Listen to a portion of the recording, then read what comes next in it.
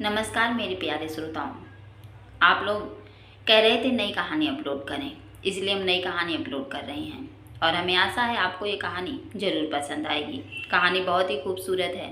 चलिए दोस्तों, कहानी स्टार्ट करते हैं। लाइक कमेंट करके ज़रूर बताइएगा। एक होटल का बड़ा सा कमरा, आईने के सामने शादी के सुर्ख लाल रंग के जोड़े में बैठी एक लड़की, दूध जैसा सफ़ेद रंग, सुर्ख गुलाब की पंखुड़ी जैसे होंठ, नीली आँखें, लेकिन वो रोने की वजह से सुर्ख हो रखी थी। हाथों में लाल रंग का चूड़ा। यह है रिद्धिमा ठाकुर। उम्र बस 19 साल। आंखों में ढेर सारे सपने और होठों पर ढेर सारी शिकायतें।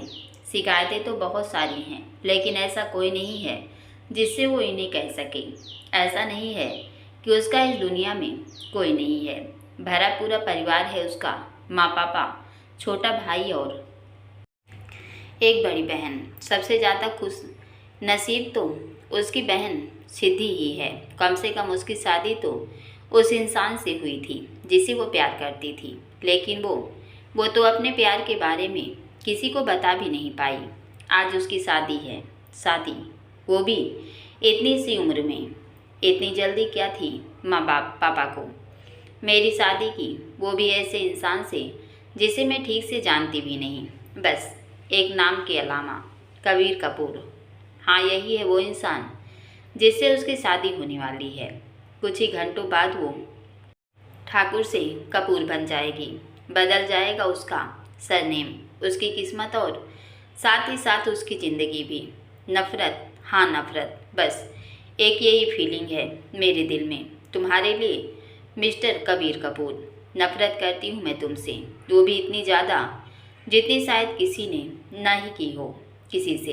ज़िंदगी में हमेशा मैंने वो सब कुछ पाया जो मैंने चाहा, लेकिन तुम्हारी वजह से, सिर्फ तुम्हारी वजह से आज मैं अपना सब कुछ खोने जा रही हूँ। प्यार करती हूँ मैं किसी और से, हाँ बहुत ज़्यादा प्यार करती हूँ, लेकिन तुम्हारी वजह से आज मैं अपने प्यार से भी दूर हो गई। नफ़रत करती हूँ मैं मिस्टर कबीर कपूर, तुमसे नफ़रत। और मैं अब तुम्हारी ज़िंदगी को अपनी नफ़रत की आग में इस तरह से जला दूंगी कि तुम खुद मुझे डिवोर्स देने के लिए तैयार हो जाओगे। बहुत शौक़ है ना तुम्हें शादी करने का। अब तुम देखते जाओ कि यह शादी तुम्हारी बर्बादी कैसे बनती है। मेरी ज़िंदगी से सारी खुशियाँ छीन ली ना तुमने। अब मेरी बारी है तुम्हारी ज़िंदगी जहन्नुम न बना दी। न तो मेरा नाम भी रिद्धिमा ठाकुर नहीं। तभी उसकी बहन दरवाजे से अंदर आती है। सिद्धि कहती है, तू रो रही है क्यों? देख रिद्धि, अभी भी वक्त है। जाने मुझे क्यों लग रहा है कि तू इस शादी से खुश नहीं है। अगर तेरे दिल में कोई बात है तो मुझे तो बता सकती है। अगर तू यह शादी नहीं करना चाहती तो मना कर दे, मैं जाकर मम्मी पापा को समझा दूंगी। लेकिन ज़बरदस्ती किसी भी रिश्ते में बंधना सही नहीं है, न तेरे लिए और ना ही कबीर के लिए। मुझे तो समझ में नहीं आ रहा कि तुम दोनों ने बिना एक दूसरे को देखे, बिना एक दूसरे से मिले शादी के लिए हाँ कैसे कर दी। तुम दोनों बस एक दूसरे के नाम जानने के अलावा एक दूसरे के बारे में कुछ भी नहीं जानते हो। सिद्धि अपने आंसू पोंछ कर कहती है, अरे मेरी प्यारी दी, आप यह कैसी बातें कर रही हो? अगर मुझे शादी नहीं करनी होती तो क्या मैं आज तक का वेट करती? मैं मम्मी पापा को कब का कह देती। और मैं यह भी अच्छे से जानती हूँ कि वह दोनों मुझसे इस शादी के लिए ज़बरदस्ती नहीं करते। इसे आप मेरी टेंशन छोड़िए और जीजू की टेंशन लीजिए। फिर हंसकर पीछे से अपनी बहन के गले लगकर, अभी तक मैं उनसे ठीक से मिली भी नहीं हूँ। हैं कहाँ वो?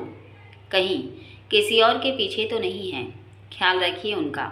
सिद्धि उसके सिर पर हल्की से चपत लगाते हुए कहती है, सब समझती हूँ मैं, मेरा ध्यान भटकाने के लिए कह रही है ना यह सब।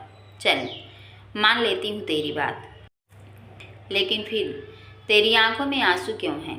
रिद्धि कहती है, बात तो कुछ नहीं है, बस आप सब छोड़कर जाने का ख्याल मन में आया तो आंखों में आंसू खुद ब खुद आ गए। सिद्धि कहती है, लेकिन उसकी बात पूरी होने से पहले ही दरवाजे से एक महिला अंदर आती है और वह कहती है, चलो बेटा, जयमाला का वक्त हो गया है। और वह उसे लेकर जाने लगती है। सिद्धि कहती है, माँ मुझे आपसे कुछ बात करनी है। जाने मुझे क्यों शादी में कुछ अजीब लग रहा है। ममता रिद्धि की माँ कहती हैं, सिद्धि चुप हो जाओ, ये वक्त अब इन सब बातों का नहीं है। सिद्धि कहती है, लेकिन माँ आप एक बार तो सोचो कि इतने अमीर परिवार के लड़के ने बिना लड़की को देखे शादी के लिए हाँ क्यों कह दी। यहाँ तक कि उसने शादी से पहले मिलने से भी मना कर दिया और सगाई का भी कोई प्रोग्राम नहीं रखा गया। और यह सब कुछ इतनी जल्दी में हो रहा है कि मुझे तो दाल में काला नज़र आ रहा है। ममता जी कहती हैं, सिद्धि मैं अच्छे से जानती हूँ कि तुम्हारी बहन की तुम्हें बहुत चिंता है, लेकिन हम भी उसके माँ बाप हैं। वह हमारी सगी बेटी है, कोई सौतेली नहीं जो हम बिना सोचे समझे उसकी शादी किसी ऐसे इंसान से कर देंगे जो उसके लिए ठीक नहीं है। तुम्हारे पापा कबीर को बहुत अच्छे से जानते हैं और वह एक बहुत ही शरीफ और नेक बच्चा है, इसलिए इन सब बातों को छोड़ो और रिद्धि को नीचे लेकर आओ, सब इंतजार कर रहे हैं। रिद्धि कहती है, मम्मा ये लहंगा बहुत भारी है, आपको क्या ज़रूरत है इतना भारी लहंगा लेने की, और ऊपर से यह ज्वेलरी, मुझसे इन सब का बोझ नहीं बर्दाश्त हो रहा है। आप जानते हो ना कि मुझे यह सब पसंद नहीं है। मैंने आपसे पहले ही कहा था कि मैं कोर्ट मैरिज कर लेते हैं, लेकिन आपकी भी तो अपनी पूरी शानो शौकत दिखानी थी, और वो लड़का वैसे तो उसे कोई रस्म नहीं करनी थी, फिर शादी ऐसे करने की क्या ज़रूरत थी। लेकिन ये अमीर लोगों के चोंचले ये लोग ही जाने। शादी अगर कोर्ट में कर लेते तो उनकी बेइज्जती नहीं हो जाती। उस लड़के की तो सारी सही गलत बातें आपने मान ली, लेकिन क्या मेरी एक बात भी नहीं मान सकते थे आप लोग। ममता कहती हैं, कोई समझाओ इस लड़की को, पागल हो गई है या। और ये क्या, वह लड़का लगा रखा है, कबीर नाम है उसका, होने वाला पति है वह तेरा। तो ज़रा इज्जत से बात करो उसके बारे में। कोई और लड़की होती तो खुशी से पागल हुई जा रही होती कि उसे इतना अच्छा ससुराल मिल रहा है, शहर के सबसे अमीर परिवार में उसकी शादी हो गई है। लेकिन एक यह है जिससे खुशी बर्दाश्त नहीं हो रही है। इतने बड़े घर में तेरी शादी हो रही है तो लहंगा तो तेरा भारी ही होगा ना, और फिर कुछ हमारी भी तो रेपुटेशन है समाज में। चल अब जल्दी, और हाँ संभाल कर चलना, सिद्धि से लेकर जल्दी नीचे चल, इससे पहले कि ये लड़की मुझे पागल कर दे अपनी बातों से। रिद्धि अपनी माँ और अपनी बहन के साथ नीचे आती है। सबकी नज़रें उसकी तरफ उड़ जाती हैं। सब उसे इस तरह मुँह फाड़े देख रहे थे जैसे आज से पहले कोई सुंदर लड़की देखी ही ना हो, लेकिन उसे तो कोई नज़र ही नहीं आ रहा था, क्योंकि उसके चेहरे पर लंबा घूंघट जो डाला हुआ था वह धीरे धीरे स्टेज की तरफ बढ़ती है। रिद्धि अपने मन में ही खुद से बोलती है, हे भगवान आज प्लीज मेरी इज्जत सबके सामने रख लेना, कहीं ऐसा ना हो कि मैं इस भारी भरकम लहंगे में उलझ कर गिर जाऊं और सबके सामने मेरी इज्जत का फालूदा बन जाए। फिर वह स्टेज पर चढ़ जाती है। फिर जयमाला की रस्म भी हो जाती है। रिद्धि ने यहाँ तक कि अभी तक अपने होने वाले पति का चेहरा भी नहीं देखा था। वह अगर उसके बारे में कुछ जानती थी तो वो था बस उसका नाम। धीरे धीरे करके शादी की सभी रस्में निभाई जा रही थी। पहले उनके फेरे हुए, फिर 7 वचन जो दोनों के लिए, जबकि रिद्धि ने अपने मन में कहा कि वह इन वचनों को कभी नहीं मानेगी। फिर कबीर ने सिंदूर से उसकी मांग भरी और फिर उसे एक प्यारा सा डायमंड का मंगलसूत्र पहनाया, जिसे देखकर वह मन ही मन बोली, यह मंगलसूत्र नहीं बल्कि मेरे लिए एक फांसी का फंदा है। कितनी घुटन हो रही है मुझे यहाँ, न जाने कब यह सारी रस्में खत्म होंगी। मेरी शादी का सबसे बड़ा दिन आज मेरी बर्बादी का दिन बन गया। उसका दिल बार बार रोए जा रहा था और आंसू आंखों से बहे जा रहे थे। फिर विदाई का वक्त भी आ गया। रिद्धि के पापा ने उसे गले लगाया और गले से लगाकर बहुत ज़ोर से रो पड़ी। रिद्धि बहुत देर से खुद को कंट्रोल किए बैठी थी, लेकिन उसके पापा को इस तरह रोता देखकर वह भी ज़ोर से रो पड़ी। फिर वह अपनी माँ के गले लगी और फिर अपनी बहन से मिली। वह ज़ोर ज़ोर से रोए जा रही थी। कुछ तो अपने माँ पापा को छोड़ने का गम था और कुछ अपने प्यार को न पा सकने का। वह आज एक ऐसे रिश्ते में बंध गई थी जिसे वह मानती ही नहीं थी। यह शादी सिर्फ उसने अपने माँ बाप के लिए ही की थी, क्योंकि वह उन्हें सड़क पर नहीं देखना चाहती थी। फिर उसके पिता उसका हाथ कबीर के हाथ में देते हुए कबीर से बोले, कबीर बेटे, मेरी बेटी मेरे कलेजे का टुकड़ा है। अभी वो नादान है, नासमझ है। अगर वह कभी कोई गलती करे तो उसे डांटना मत, बल्कि प्यार से समझाना। वह बहुत ही सेंसिटिव है, प्लीज़ उसका ध्यान रखना। कबीर सीरियस टोन में कहता है, सर प्लीज़ आप उसकी टेंशन मत लीजिए, मैं उसका पूरा ध्यान रखूँगा। रिद्धि के पापा कहते हैं, यह तो मुझे पूरा विश्वास है कि तुम उसका पूरा ध्यान रखोगे, लेकिन क्या करूँ, हूँ तो एक बेटी का बाप ही ना, और मैं रिद्धि का पापा हूँ तो तुम्हारा भी तो पापा हुआ, इसलिए मुझे सर नहीं पापा कहो। कबीर कहते हैं, जी पापा। यह कहकर उसने झुककर रिद्धि के पापा के पैर छुए। आज पहली बार रिद्धि ने कबीर की आवाज़ सुनी थी। वो मन में कहती है, इतनी सख्त आवाज़ किसकी होती है, और उसने पापा से कितनी कड़क आवाज़ में बात की। ऐसा लग रहा था जैसे अपने ऑफिस में किसी एम्प्लॉय को ऑर्डर दे रहा हो। मुझे अपना घर छोड़कर आज हमेशा के लिए किसी और के घर जाना है। आज तो मेरा मन कर रहा है कि जिसने यह रिवाज बनाया है, अगर वो एक बार मुझे मिल जाए ना, तो मैं उसका मुंह तोड़ दूँ। फिर मेरी माँ ने आकर मेरा मुंह घूंघट से ढक दिया। मेरे पापा ने मुझे गाड़ी में बिठाया और फिर मेरे बराबर में आकर मेरे सो कॉल्ड पतिदेव बैठ गए। ड्राइवर ने गाड़ी आगे बढ़ा दी। जैसे ही गाड़ी चली, मेरा मन और तेज से रोने का कर रहा था, तो मेरी आवाज़ किसी को सुनाई न दे गई, इसलिए मैंने अपने मुंह पर हाथ रख लिए और अपने मन में, I hate you mister Kabir Kapoor. तुमने मेरे पापा को तो बर्बाद होने से बचा लिया, लेकिन उसकी वजह से मुझे बर्बाद कर दिया। मेरा सब कुछ छीन लिया तुमने। कबीर एक कड़क आवाज़ से कहता है, इतना ज़्यादा रोने की क्या ज़रूरत है? तुम तो ऐसे रो रही हो जैसे अपना घर नहीं बल्कि इंडिया ही छोड़ कर जा रही हो। कबीर की आवाज़ कानों में पड़ते ही मैंने गुस्से से अपने आंसू पोंछ लिए और बोली, तुम्हें अपना घर हमेशा के लिए छोड़कर किसी अजनबी के घर में जाकर रहना पड़ता तो तुम्हें पता चलता। खाली पीली भाषण सुनाना बहुत आसान होता है। कबीर अपनी एक भौं को ऊपर कर उठाकर कहता है, अजनबी। तभी ड्राइवर बोला, अरे वाह, भाभी जी बोलती भी हैं। मुझे तो लगा था कि यह गूंगी हैं। अपने बारे में ऐसा सुनकर रिद्धि को गुस्सा आ गया और वह गुस्से से बोली, ड्राइवर हो ना तो चुपचाप गाड़ी चलाओ। तब उसने गाड़ी रोकी और अपना सिर पीछे करके बड़े ही नाटकीय अंदाज में बोला, सॉरी भाभी जी, मैं आपके पति का कोई ड्राइवर नहीं हूँ। मैं हूँ कुणाल। कुणाल आपका इकलौता देवर, यानी कि आपके पति का इकलौता छोटा भाई। अभी आप हमारी फैमिली में से किसी को नहीं जानती, लेकिन धीरे धीरे सब जान जाएंगी। लेकिन इस सब में आपकी कोई गलती भी नहीं है।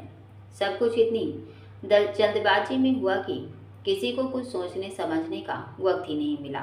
कबीर अपनी कड़क आवाज़ में बोला, कुणाल चुपचाप गाड़ी चलाओ, और हाँ, सड़क पर ही खड़े रहने का कोई इरादा नहीं है मेरा।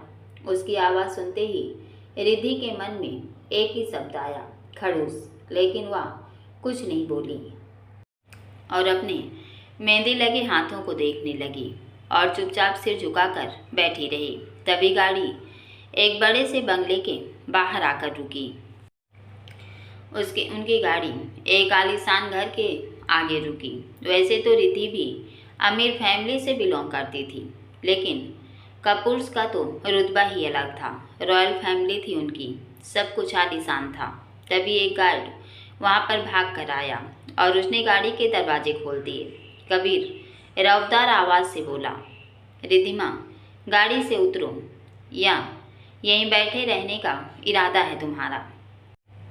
रिद्धिमा उसकी आवाज़ सुनकर घबरा गई और अचानक हड़बड़ाकर गाड़ी से उतरने की कोशिश करने लगी।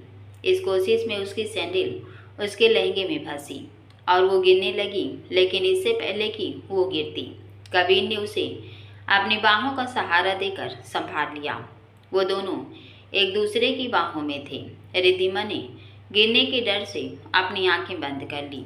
अभी भी उसकी आंखें बंद ही थी। जब उसे ये महसूस हुआ कि वह जमीन पर नहीं गिरी है, तो उसने अपनी आंखें खोली और उसने खुद को कबीर की बाहों में पाया। तो वो झटके से खड़ी हो गई और कबीर से बोली, थैंक यू। कबीर एक बार को तो उसके चेहरे की मासूमियत में खो गया, पर फिर खुद को संभाल कर अपनी कड़क आवाज़ में बोला, तुम ध्यान नहीं रख सकती हो अपना। अभी गिर जाती तो बेकार में मजाक का पात्र बनती। अब चलो अंदर। रिद्धिमा अपने मन में कहती है, जरा सी मदद किया करती, अपने आप को भगवान समझ रहा है। दरवाजे पर कबीर की दादी माँ कुछ औरतों के साथ अपने हाथों में आरती की थाल लिए खड़ी थी। पहले उन्होंने उन दोनों का तिलक किया और फिर आरती उतारी। दादी माँ कहती हैं, रिद्धिमा बेटा, अब यह चावलों से भरा कलश अपने सीधे पैर से गिरा दो और फिर इस आलते के थाल में अपने पैर डालकर अपने पैरों की छाप इस सफ़ेद कपड़े पर छेड़ते हुए अंदर आ जाओ। रिद्धिमा कबीर से नफरत जरूर करती थी, लेकिन बड़ों की इज्जत न करना उसके संस्कारों में नहीं था। इसलिए जैसा जैसा दादी माँ उससे करने के लिए कहती गई, वो उनकी बात मानकर वैसा वैसा करती गई। थोड़ा आगे आकर उसने देखा कि सामने ज़मीन पर कई सारे थाल एक लाइन से रखे हुए थे। यह देखकर वह मन ही मन बोली, अब यहाँ क्या नया ड्रामा। तभी दादी माँ ने कबीर से कहा, कबीर, तुम्हें ये थाल एक एक करके तलवार से छूकर इधर उधर करने हैं, और रिद्धिमा बेटा, आपको यह सारी थाल एक एक करके उठाने हैं, लेकिन बिल्कुल बिना आवाज़ के। अगर इसमें आवाज़ हुई तो इसका मतलब तुम दोनों के बीच में उतनी ही लड़ाइयाँ होंगी। रिद्धिमा अपने मन में, इसका मतलब इन थालों को उठाते हुए तो बहुत सारी आवाज़ें होने वाली हैं, क्योंकि हम दोनों के बीच में तो प्यार का मतलब ही नहीं, हम दोनों के बीच में तो सिर्फ लड़ाइयाँ ही लड़ाइयाँ होनी है। तो फिर इस रस्म को करने का क्या मतलब है। ऐसा करती हूँ, पहला थाल उठाते ही गिरा देती हूँ, फिर कुछ और सोचकर नहीं ऐसा करूँगी तो सब कहेंगे ध्यान से ध्यान से। ऐसा करती हूँ कि सारे थाल उठा लेती हूँ, फिर एक साथ सबको गिरा दूँगी। अपने मन में खुश होकर फिर तेज आवाज़ में, हाँ या बिल्कुल ठीक रहेगा। दादी माँ कहती हैं, क्या हुआ रिद्धिमा बेटा, क्या ठीक रहेगा। रिद्धिमा झेंप कर कहती है, नहीं कुछ नहीं दादी माँ, बस वो। कुणाल उसकी बात बीच में काट कर बोला। कुणाल कहता है, अरे दादी माँ, मुझे लगता है कि भाभी इस रस्म को लेकर कुछ ज़्यादा ही एक्साइटेड हो रही हैं। क्यों भाभी। रिद्धिमा अपनी गर्दन हिलाकर कहती है, हाँ। फिर कबीर आगे आकर एक एक थाल को अपनी तलवार से छुआ कर उन्हें इधर उधर करता रहता है, और रिद्धिमा बड़े आराम से धीरे धीरे सारी थाल बिना आवाज़ के उठा लेती है। लेकिन लास्ट में जैसे ही वह जानबूझकर सारी थाल गिराने लगती है, तो कबीर झट से वो सारी थाल पकड़कर उन्हें गिरने से बचा लेता है, जिससे शोर तो होता है मगर बहुत थोड़ा सा। तब दादी माँ बोलती हैं कि तुम दोनों के बीच में छोटी मोटी लड़ाइयाँ तो जरूर होगी, लेकिन कबीर कभी भी उन्हें बड़ी लड़ाइयों में नहीं बदलने देगा। वो हमेशा अपनी सूझबूझ से तुम दोनों के बीच में होने वाले झगड़े को प्यार से ख़त्म कर देगा, जिससे तुम दोनों का रिश्ता और मजबूत हो जाएगा। क्योंकि किसी भी रिश्ते में जैसे प्यार का होना ज़रूरी है, वैसे ही थोड़ी बहुत नोकझोंक भी ज़रूरी होती है। दादी की ये बात सुनकर वो दोनों एक दूसरे को देखने लगते हैं।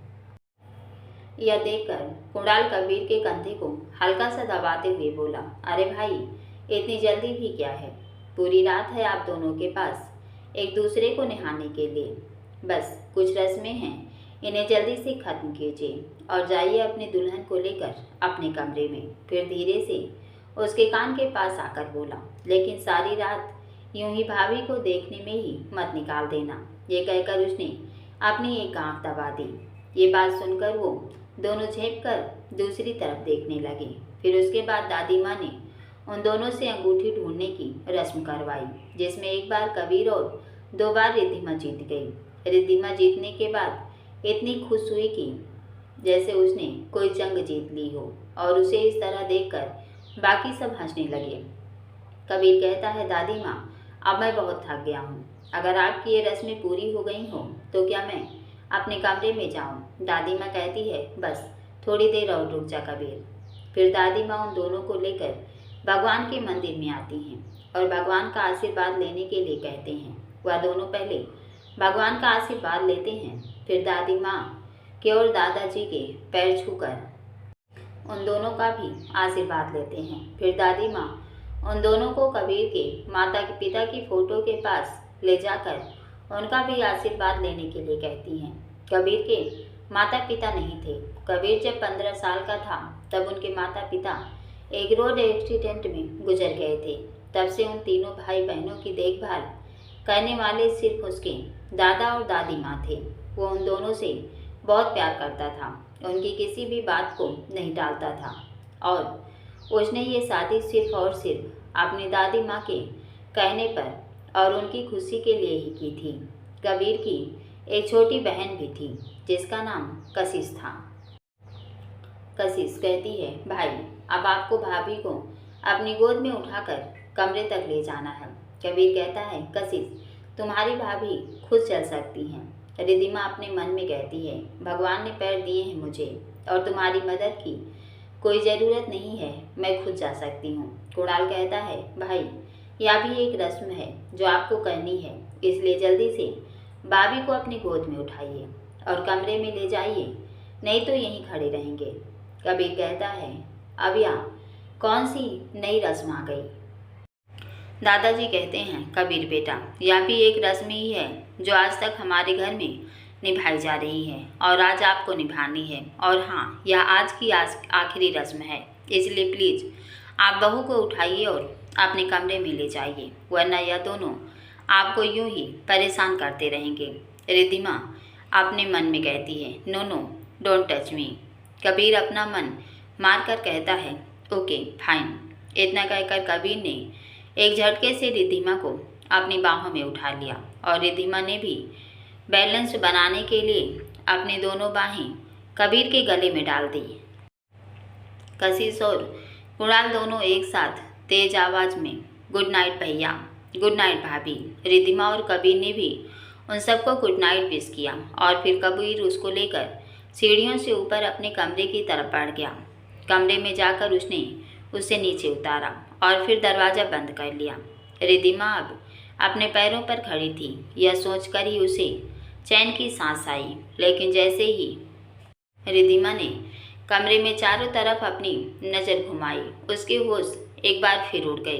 कमरा पूरी तरह फूलों से सजा हुआ था। चारों तरफ गुलाब और मोगरे की खुशबू फैली हुई थी। हर तरफ कैंडल्स ही कैंडल्स जल रही थी और कमरे में रोमांटिक लाइट म्यूजिक बज रहा था। ये सब देखकर वो तो उसका दिमाग ही चकरा गया। वह तो भूल ही गई थी आज उसकी वेडिंग नाइट है। रिद्धिमा ने एक बार फिर कमरे में चारों तरफ अपनी नज़र घुमाई और फिर पलटकर कबीर को देखा, जो कि उसे ही देख रहा था। रिद्धिमा का दिमाग तो वैसे ही घूमा हुआ था। ऊपर से कबीर को खुद को इस तरह देखते देखकर तो उसका गुस्सा 7वें आसमान पर चढ़ गया और वह उसके पास आई और उसकी शेरवानी को अपने दोनों हाथों से पकड़कर उसे अपने करीब करके बोली। रिद्धिमा कहती है, सोचना भी मत। कबीर कहता है, क्या सोचना मत? रिद्धिमा कहती है, अगर तुम सोच रहे हो कि मुझसे शादी करके तुम मेरे करीब आ सकते हो या आज तुम मुझे छू भी पाओगे तो ये सिर्फ तुम्हारी एक गलतफहमी है। तो मुझे मेरी मर्जी के बिना हाथ भी नहीं लगा सकते। रिद्धिमा की बात सुनकर कबीर उसके हाथ अपनी शेरवानी से हटाता है और रिद्धिमा की तरफ बढ़ने लगा। उसे इस तरह से अपने करीब आता देख रिद्धिमा पीछे की तरफ हटने लगी। रिद्धिमा पीछे होते हुए कहती है, दूर रहो मुझसे, मेरे नज़दीक आने की कोशिश भी मत करना। अगर तू मेरे पास आए तो इतना कहते कहते रिद्धिमा जाकर दीवार से लग गई तो कबीर ने उसके दोनों ओर अपने हाथ रख लिए और बोला।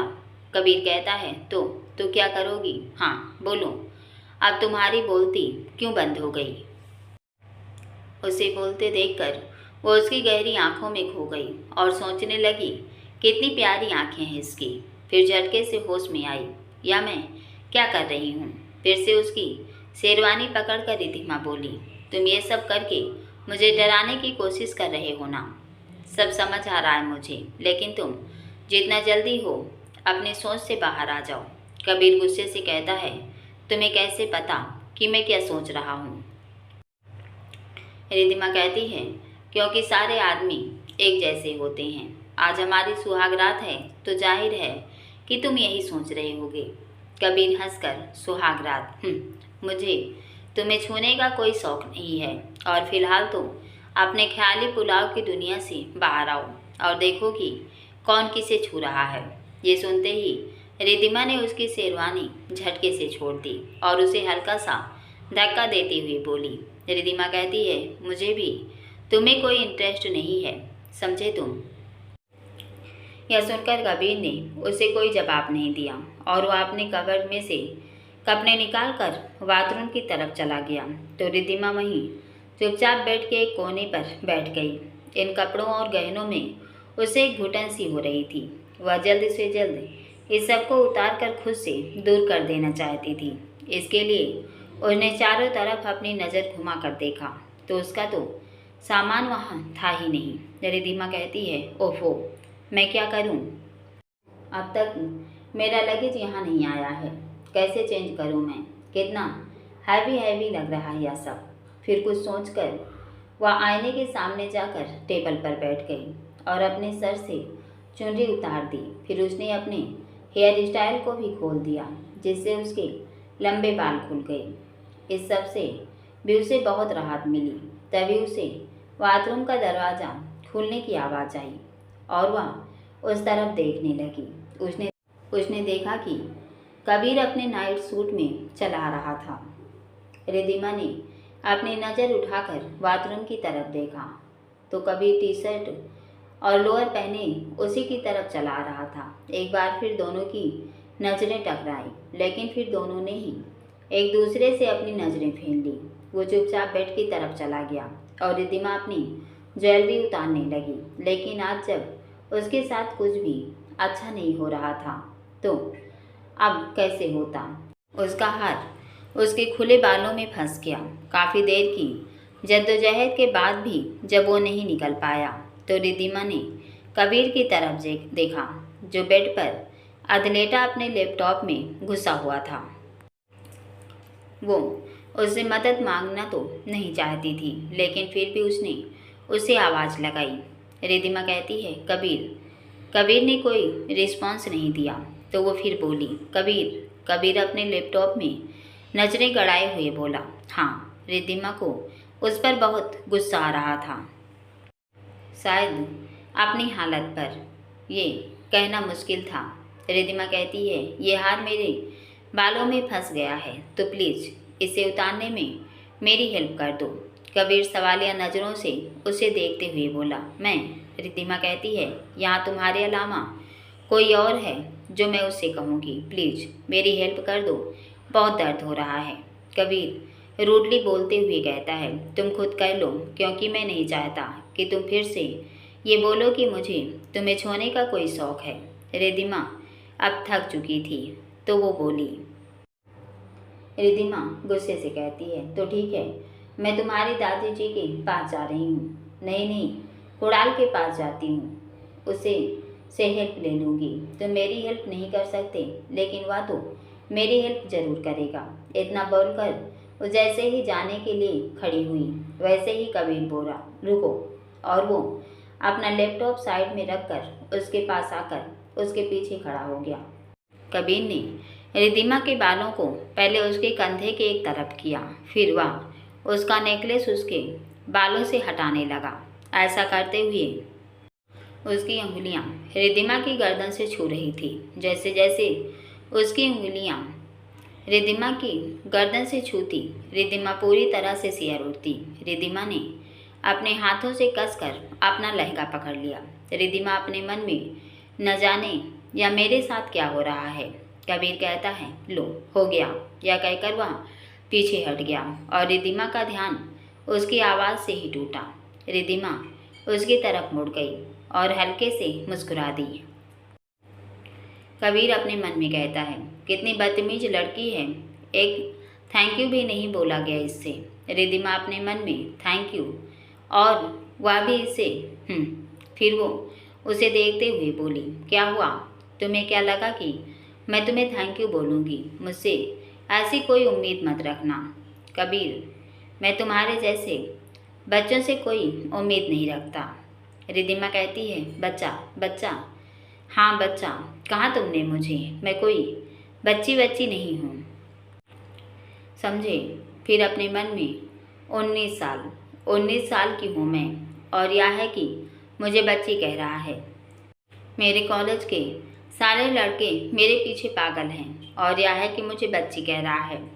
अगले 3 साल बाद मैं एक अच्छी खासी डॉक्टर बन जाऊंगी और यह कह रहा है कि मैं बच्ची हूँ। पता नहीं खुद को क्या समझता है, खड़ूस कहीं का। यह कहकर वो उसकी तरफ नज़र घुमाकर देखती है तो वह बेड पर बैठकर फिर से अपने लैपटॉप में घुस चुका था। वो वहीं पड़ी सोफे पर लेट जाती है और सोने की कोशिश करने लगती है, लेकिन थोड़ी देर बाद ही उसे एहसास होता है कि कोई है जो उसके पास खड़ा है। वह अचानक से अपनी आंखें खोलती है तो देखती है सामने कबीर खड़ा था। वह अपने पास खड़ा देखकर एक बार को तो घबरा जाती है। रिद्धिमा कहती है, तुम क्या कर रहे हो यहाँ, वो भी इतनी रात को? कबीर अपने हाथों में पकड़े हुए कपड़े उसकी तरफ करते हुए बोला, ये लो कपड़े। मुझे पता है कि तुम इन कपड़ों में कंफर्टेबल नहीं हो। अब तुम्हारे कपड़े तो यहाँ हैं नहीं, इसलिए अगर तुम चाहो तो मेरे कपड़े चेंज कर सकती हो। थोड़े बड़े ज़रूर हैं, लेकिन आज की रात काम चला लो, सुबह तुम्हारा सामान आ जाएगा। रिद्धिमा कहती है, तुम्हारे कपड़े तो मैं मर रही हूँ तब भी ना पहनूं। कबीर, मुझे लगा कि तुम सच में परेशानी में हो, इसलिए नहीं, तुम तो अपने ईगो में हो। तुम्हें जो करना है वह करो। अगर कपड़े चेंज करने हैं तो तुम्हारी मर्जी, नहीं तो इन्हीं कपड़े में सो जाओ। Good night. और वह कपड़े सोफे पर साइड में रखकर अपने बेड पर चला जाता है। काफ़ी देर तक रिद्धिमा इस सब के बारे में सोचती रहती है। फिर वह उसके लाए हुए कपड़े उठाकर चेंजिंग रूम की तरफ बढ़ जाती है। चेंजिंग रूम के अंदर ही बाथरूम होता है तो वह पहले वॉशरूम में जाकर अपना मुंह धोती है, फिर अपने कपड़े चेंज करने लगती है। लेकिन वह देखती है कि जो कपड़े वो उसे देकर गया है वह तो एक बहुत बड़ी शर्ट और लोअर था। उसे उस पर बहुत गुस्सा आता है, लेकिन अब उसके पास कोई चॉइस भी नहीं थी, इसलिए वह उस शर्ट को पहन लेती है। और शर्ट उसके इतनी बड़ी थी कि उसके हाथ तो उसकी बाजू में ही खो गई थी। उसने उस बाजू को फोल्ड किया और उस शर्ट लंबाई को घुटने से थोड़ी सी ऊपर तक थी। फिर वो जैसे ही पैजामा पहनने लगी, उसके दिमाग में एक ख्याल आया। वो खुद सही बोली, मिस्टर कबीर, क्या कहा था तुमने मुझे? छोटी सी बच्ची, तुम्हें मुझ में कोई इंटरेस्ट नहीं है, तुम मुझे छूना नहीं चाहते। हाँ, यही सब कहा था ना तुमने मुझसे, लेकिन मैं भी अब दिखाती हूँ तुम्हें कि असली रिद्धिमा ठाकुर कौन है। देखती हूँ कि कब तक तुम खुद पर से कंट्रोल नहीं खो देती। अगर मेनका बनकर तुम जैसे विश्वामित्र की तपस्या को भंग नहीं किया तो मेरा नाम भी रिद्धिमा ठाकुर नहीं। फिर उसने अपने बालों को एक तरफ किया और शर्ट के ऊपर के 2 बटन खोले और उस शर्ट को अपने कंधे से एक साइड कर लिया। अब वह शर्ट उसकी हाफ शोल्डर शर्ट लग रही थी। देखने में तो रिद्धिमा थी ही सुंदर, लेकिन इस वक्त वो बेहद सेक्सी लग रही थी। फिर वो खुद से ही बोली, बच्चा कहा ना तुमने मुझे, अब बताती हूँ तुम्हें तो मैं। इतना कहकर वो चेंजिंग रूम से बाहर आई और बेड की तरफ चली गई। तो उसने देखा कि वो तो अपनी आंखें बंद करके लेटा हुआ है, शायद सो भी गया हो। वो धीरे धीरे कबीर की तरफ बढ़ने लगी। वैसे तो इस टाइम उसे खुद ही डर लग रहा था, लेकिन इस वक्त वो डरना नहीं चाहती थी। रिद्धिमा बड़ी ही दिलनसी आवाज़ में बोली, कबीर। अपना नाम इस तरह से सुनकर पहले तो कबीर ने अपनी आंखें खोली कि जैसे ही उसने रिद्धिमा को देखा तो उसे देखते ही उसकी आंखें और फैल गई। पब्लिक ऐसा रिएक्शन देकर रिद्धिमा मन ही मन मुस्कुराई और फिर जाकर उसके पेट पर बैठ गई। कबीर हकलाते हुए बोला, रिद्धिमा तुम क्या कर रही हो? कबीर के मुंह से बड़ी मुश्किल से ही यह शब्द निकले थे। कबीर की ऐसी हालत देख करके रिद्धिमा को तो मन ही मन बड़ा मजा आ रहा था। रिद्धिमा उसके गले पर अपनी अंगुलियां चलाती है। मैं तो कुछ नहीं कर रही कबीर। कबीर उसके हाथ अपनी गर्दन से हटाते हुए कहता है, बंद करो यह सब रिद्धिमा, दूर हटो मुझसे और सो जाओ। रिद्धिमा कहती है, व्हाट, क्या कहा तुमने? सो जाऊं, रियली? फिर उसके और करीब आपकी उसके कान में बड़ी मधोसी भरी आवाज़ में कहती है, क्या तुमने ध्यान से इस कमरे को देखा है? इसकी सजावट को देखा है? कितना सुंदर लग रहा है। तुम्हारे भाई और बहन ने इतनी मेहनत से यह कमरा सजाया है। तुम क्या चाहते हो कि उनकी मेहनत बेकार जाए? कबीर कहता है, तुम कहना क्या चाहती हो और थोड़ा दूर होकर बातें करो। रिद्धिमा उसके और पास आते हुए कहती है, दूर होकर क्यों? पत्नी हूँ तुम्हारी, शादी हुई है हमारी, और शायद तुम भूल गए हो कि आज हमारी वेडिंग नाइट है, यानी कि हमारी सुहाग रात। अब ये तो तुम्हें पता होगा ना कि सुहाग रात को क्या करते हैं। कबीर ने ये सब सुनकर अपनी आंखें कसकर बंद कर ली और अपने मन में बोला, क्या हो गया है इसे? कैसी बैकी बैकी बातें कर रही है आप? क्यों मैंने इसकी शादी के लिए हाँ की थी? क्यों इसकी करीबी मुझे बहका रही है? नहीं कबीर, तुझे खुद पर कंट्रोल करना होगा, तू ऐसे कमज़ोर नहीं पड़ सकता। रिद्धिमा कहती है, अच्छी तरह से जानती हूँ कि तुमने मेरे पापा की कंपनी को बर्बाद होने से बचाया है, लेकिन तुमने मेरी ज़िंदगी बर्बाद कर दी है, मेरे सारे सपने बर्बाद कर दिए हैं। मैं तुमसे नफरत करती हूँ मिस्टर कबीर कपूर, क्योंकि मैं जानती हूँ कि तुमने मेरे परिवार से एक तरफ से मुझे खरीदा, वो भी सिर्फ मेरे साथ सोने के लिए।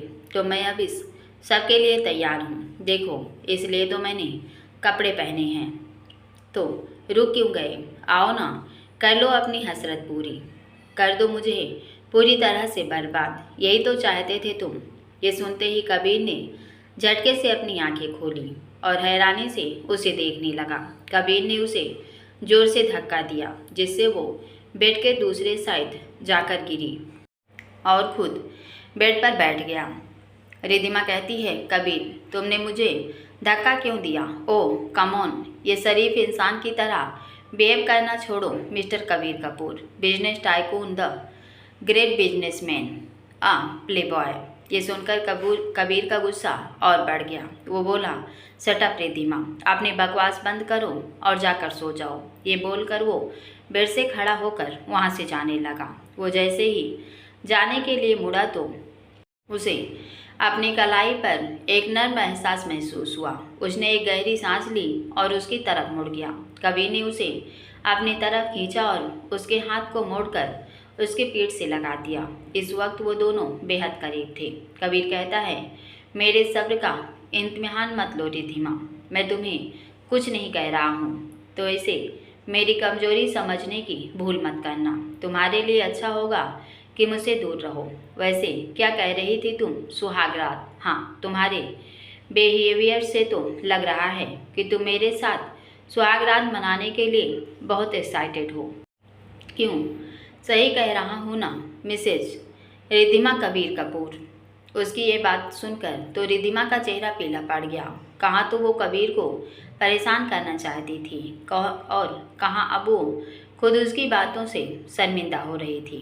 कबीर कहता है, वैसे सच कहूँ तो मैं तुम्हारी एक ख्वाहिश अभी पूरी कर सकता हूँ। मुझे भी बहुत मज़ा आएगा तुम्हारे साथ सो कॉल्ड सुहागरात मना के, लेकिन मैं तुम्हारी तरह नहीं हूँ, इसलिए मेरे साथ ये घटिया हरकतें बंद करो और चुपचाप जाकर सो जाओ। वैसे भी बहुत रात हो गई है। ये कहकर उसने उसे छोड़ दिया और खुद बालकनी की तरफ जाने लगा, लेकिन फिर मुड़कर बोला, वैसे तो मुझे कोई फ़र्क नहीं पड़ता कि कोई मेरे बारे में क्या सोचता है और क्या नहीं, लेकिन फिर भी तुमसे कहना चाहूँगा कि जैसा तुम सोच रही हो वैसा तो मैं बिल्कुल नहीं हूँ। ये कहकर वो बालकनी में चला गया और वहाँ पड़े काउच पर लेट गया और सोचने लगा, क्या सोचकर मैंने इस लड़की से शादी करने के लिए हाँ की थी। कितना बोलती है, सिर में दर्द कर दिया मेरे।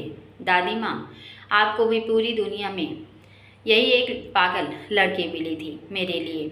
वो सच में अभी बहुत इम्यूचर है और इतनी छोटी उम्र में कौन शादी करता है। ओफो, क्या हो गया है मुझे, क्यों मैं उसके बारे में ही सोच रहा हूँ। मुझे नींद की ज़रूरत है। ये सोचकर वो आंखें बंद करके लेट गया और जल्द ही नींद की आगोश में चला गया। इस तरह रिद्धिमा अभी भी वैसे ही खड़ी थी। उसकी आंखों में आंसू आ गए थे। उसे समझ नहीं आ रहा था कि क्या सही है और क्या गलत। क्या कबीर सच में ऐसा है या वो सिर्फ नाटक कर रहा है। जब उसे खुद से कोई जवाब नहीं मिला तो वो चुपचाप जाकर बेड पर लेट गई और जल्द ही उसकी आंखें नींद से बोझिल हो उठी और वो सो गई। दोस्तों, पूरा पार्ट सुनने के लिए बहुत बहुत धन्यवाद। कहानी अच्छी लगी हो तो लाइक कमेंट करके बताइए, जिससे हम जल्दी इस कहानी का दूसरा पार्ट अपलोड कर दें। धन्यवाद।